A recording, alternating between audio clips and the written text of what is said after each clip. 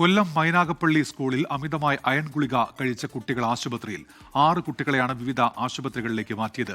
സ്കൂളിൽ വിതരണം ചെയ്ത അയൺ ഗുളിക കുട്ടികൾ അമിതമായി കഴിക്കുകയായിരുന്നു. അരുൺ രാജ് കൊല്ലത്ത് നിന്ന്. അരുൺ, വിവരങ്ങൾ. ഉന്മേഷ, ഇന്നാണ് കൊല്ലം മൈനാഗപ്പള്ളി മിലാദി ഷെരീഫ് സ്കൂളിൽ അയൺ ഗുളിക കുട്ടികൾക്ക് വിതരണം ചെയ്ത് സ്വാഭാവികമായും സ്കൂളുകളിൽ കുട്ടികളുടെ ഈ അയൺ കണ്ടന്റ് പരിശോധിച്ച ശേഷമാണ് ഇത്തരം ഗുളികകൾ വിതരണം ചെയ്യാറുള്ളത്.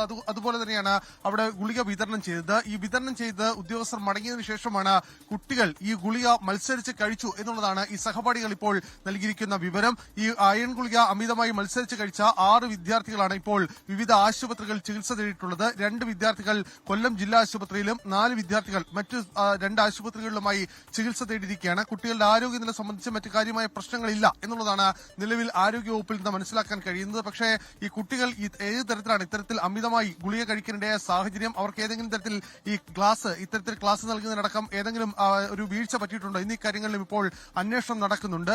6 കുട്ടികളാണ് ഇത്തരത്തിൽ അമിതമായി ഗുളിക കഴിച്ച് വിവിധ ആശുപത്രികളിൽ ഇപ്പോൾ ചികിത്സ തേടിയിട്ടുള്ളത്. ശരി, അരുൺ രാജാണ് വിവരങ്ങൾ നൽകിയത്. ലോകത്തെവിടെയായാലും ഏത് സമയത്തും 24 വാർത്തകളും ഓഗ്മെന്റഡ് റിയാലിറ്റി പാക്കേജുകളും എക്സ്പ്ലെയിനറുകളും വിശദമായി കാണാൻ ഞങ്ങളുടെ യൂട്യൂബ് ചാനൽ നിങ്ങൾക്ക് സബ്സ്ക്രൈബ് ചെയ്യാം.